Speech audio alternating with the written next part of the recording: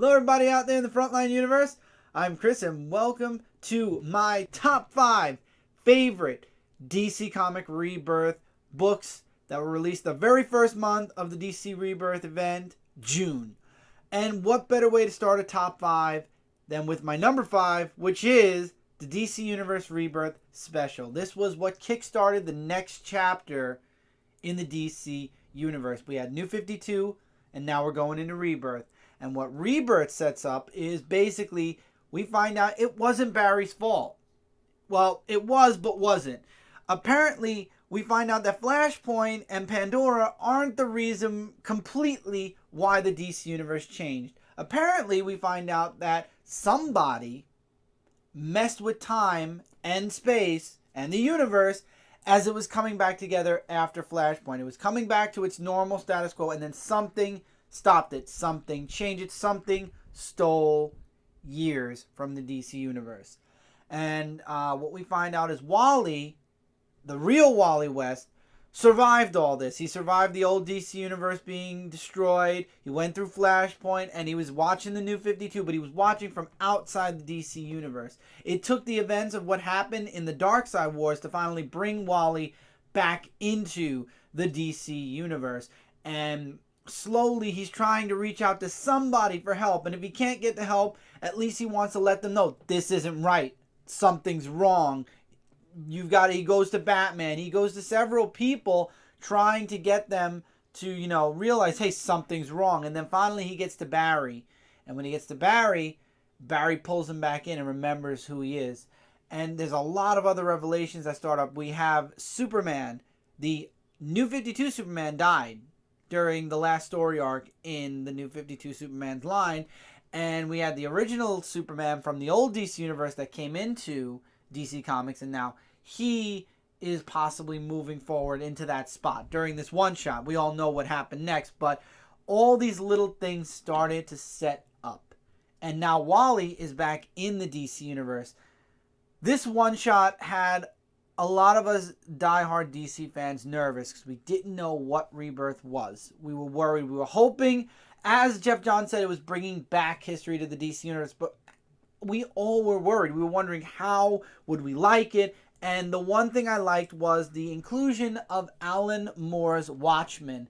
How they went back into the original Watchmen and went to the very last issue, and they found a way to make Watchmen be the possible reason, more specifically, Dr. Manhattan and company, we don't know who and company is, definitely Ozymandias is involved somehow, them being the culprits behind the New 52, them being the reason why the DC Universe changed. And what Rebirth is doing is basically we're going from New 52 now, and Rebirth is going to be a journey into the next point in DC. And it's been mentioned it's going to take 2 to 3 years. What a kickstart, though, to this next chapter, leading into hopefully maybe getting back to the old DC Universe with a couple of changes, maybe a couple of new characters, like John Kent being one of them, and the other Wally West possibly. Who knows? But this definitely set up a lot of it set up hope that DC's finally coming back, because during the New 52, yes, things went great for a time, but then things started to slow down. And it also brings back people like me who were alienated by the New 52, and it allows for a mixture of both new and old, leading into old and new, who knows. But the Rebirth one-shot delivered. It delivered amazing. I know some people didn't like it. It's hard to please everybody. It happens, and I know a few people weren't happy with the connection with Watchmen. I find it very interesting, the connection with Watchmen, because Watchmen was not supposed to be connected specifically to the DC Universe. They had their own universe, and there was a crossover between The Question and Rorschach. I would love to go back and get that issue now, but that was it happened, I believe, in The Question's book, if I'm not mistaken. I'm not sure, but I like that they're now incorporating the Watchmen into the DC Universe, and I'm very curious where we're going from there. And that is my number 5. I enjoyed that book immensely. It brought a lot of hope, and it brought a lot of positive back into the DC Universe, I feel, because a lot of us fans were very happy to see tradition coming back, certain things that we lost coming back. And now the fact that Wally knows that things have changed, and Wally's kind of a catalyst to the change going back to DC. I definitely was very happy with this one shot, and it definitely gives me a positive, hopeful future as far as where DC is going from here. And I feel more connected to the universe that I lost my connection with 5 years ago when the New 52 started. So now it makes things even better knowing that we're getting back to a familiarity in the DC universe. My number 4 has to go to Titans Rebirth #1. This is where Wally reaches out to his friends, Dick, Donna, Garth, all of them. And what happens is he reaches out to Dick first, and they don't remember him. Because remember, the New 52, nobody knows who Wally is. And slowly, Wally, as he's coming into contact with all of the Titans, he's kickstarting their memories, and they're starting to remember him. Which leads me to wonder if Wally goes around and not messes with, but is in contact with all of the DC Universe heroes. I wonder if a memory will kickstart in all of the DC Universe heroes, because it happened with Barry, it happened with the Titans now. Who's next? So I'm really excited to see A, where Titans are going to go, and B, where Wally's going to go technically, because we were led to believe that the Wally that we saw in the New 52 was Wally West, period. And now we've got the original Wally back. He's not Kid Flash, because he's apparently grown older since the one-shot leading into the Titans one-shot. I don't know how that works, but apparently he's older, or he was old to begin with, and now he is part of the Titans, and they're going to go in search of the answers, which I like that. I think that Titans has a very strong... Out of both Titans and Teen Titans, I'm most excited for Titans, because it looks like Titans are going to have that classic Teen Titans, or I should say Titans feel, and that's where I'm very connected with a lot of the characters, and I'm looking forward to when the series actually starts. This was the Titans Rebirth one-shot. I'm looking forward to when Titans actually begins next month, and this was a perfect setup for it. Number 3, and this should surprise nobody, goes to Superman Rebirth one-shot. Basically, Superman and Lana Superman is expecting the new DC Universe, the New 52 Superman, to come back. Because Superman, the original Clark Superman, died and came back after his fight with Doomsday thanks to the Rejuvenation Matrix. So he believes the same thing is going to happen with the New 52 Superman. And Lana's there, and Lana wants to fulfill her promise that she said she was going to bury his remains with his parents. But Clark wants to try to bring the original Superman back. And they actually go to the fortress, which it's interesting that Lana has those memories of where the fortress is. Remember, when Superman died, there was that huge white explosion. I'm wondering if it connected. Obviously, it possibly connected to several people that were there when Superman died. And I think it connects to the New 52 Lois in some way also with Superwoman. But anyway, Lana and him go to the fortress, and Clark finds out there's no way to bring back the New 52 Superman. He's gone. Like gone. Like there is no resurrection. There's no restart button for him, at least for now.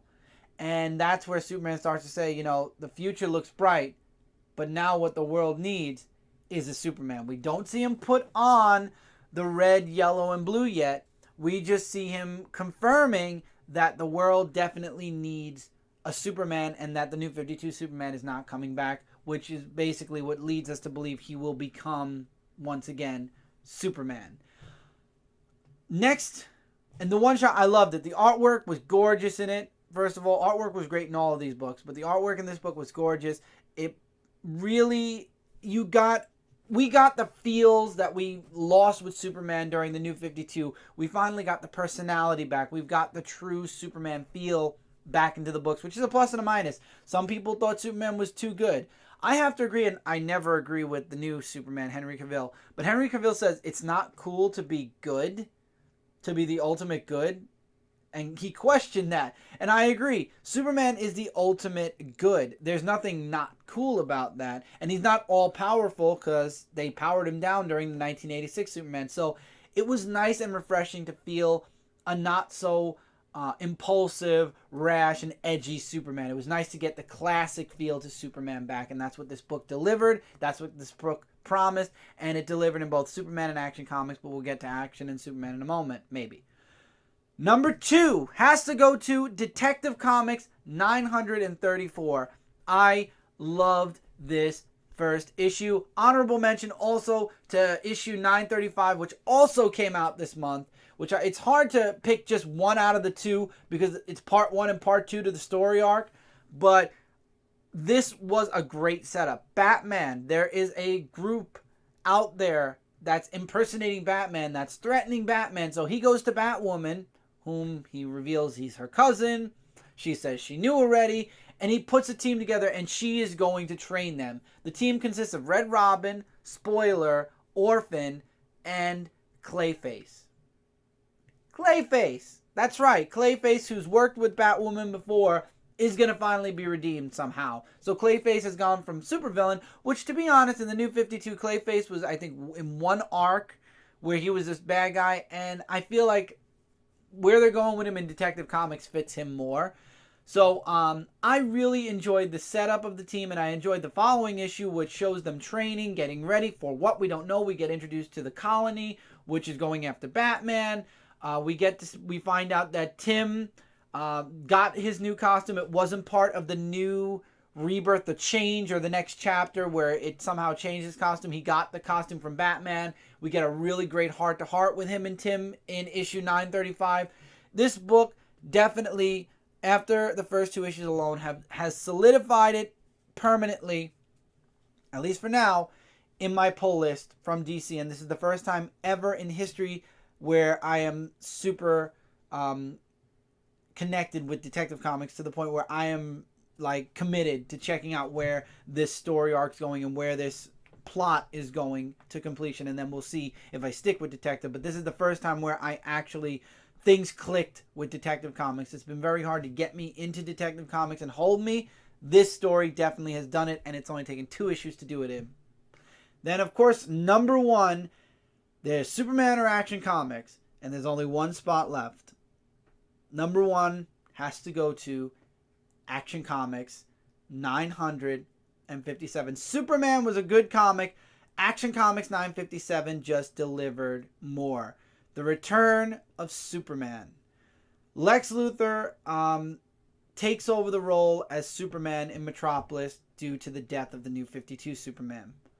Old DC Universe Superman is looking to move away because of the events that have happened at the end of the last run of Superman, the final days of Superman. So he's looking to move away to go into hiding again where nobody would find him. John left the TV on, which was a massive no-no because he left the TV on with the news from Metropolis.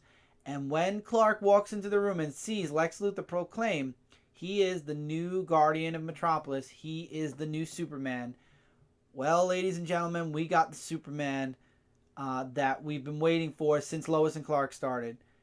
Ran up the steps, heat visioned off the beard, pulled out the old costume, and was back in Metropolis before you could say, holy crap.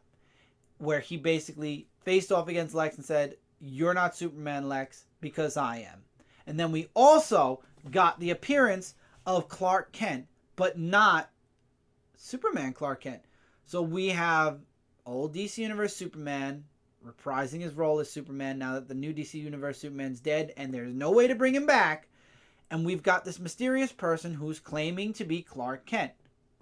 So we've got a good mystery. We've got a return. We've got the fight between Lex Luthor and Superman because Lex Luthor's not willing to believe this is Superman. He's like, no, you're a clone. You're a robot. You're this. You're that. You're the other thing.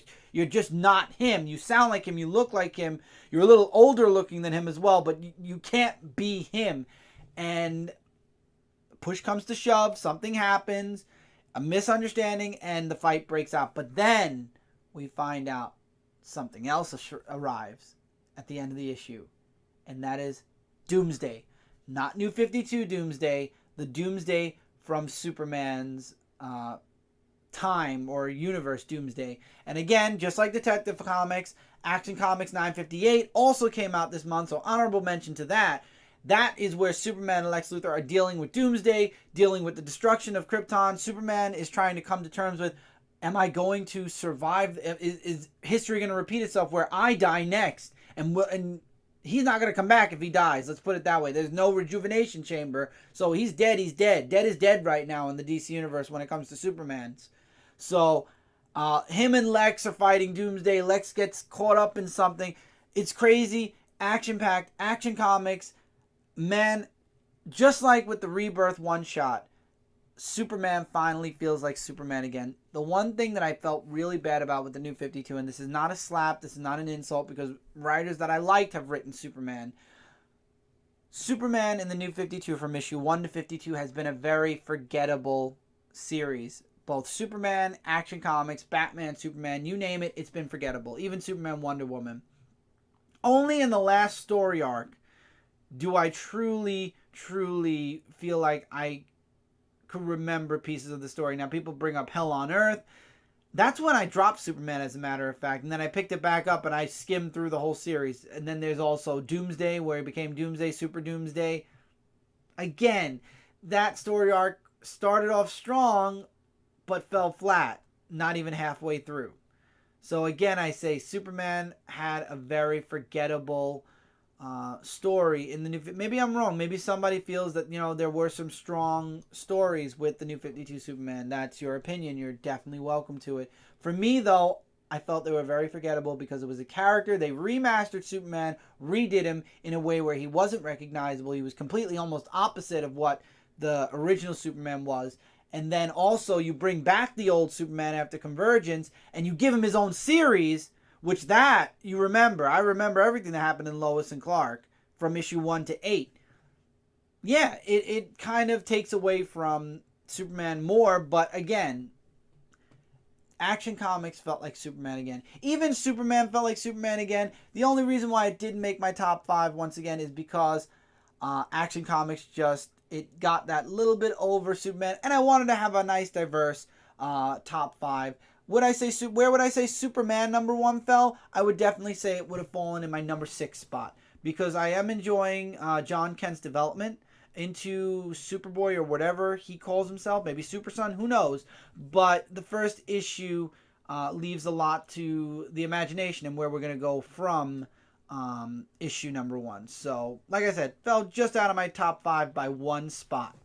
But Action Comics stands strong. It stood strong. Detective Comics, the Superman Rebirth one-shot, the Titan Rebirth one-shot, and then, of course, the full Rebirth special that came out at the end of May, beginning of June.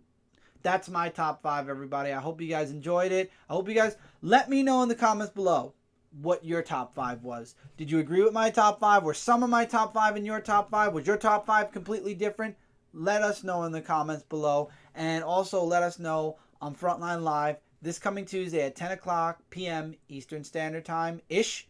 And we'll talk about it. I'm sure we all have very diverse top 5s on Comic Frontline. And speaking of Comic Frontline, we are your number 1 source for comic-related news, reviews, and a whole bunch more. If you haven't subscribed to Comic Frontline, you might want to consider it, because we have videos going up each and every day, and you do not want to miss out on a single video. And while you're checking out the YouTube, go check out the .com as well. We got lots of articles going up almost every day, if not every day. And also, if you'd like to see any of our individual work on our individual channels, all the channels are listed on the main channel for Comic Frontline. Till next time, everybody, I hope you enjoyed my top 5 as much as I enjoy talking about my top 5. Till next time, take care, keep reading, keep collecting, and I'll see you guys really soon in the next video.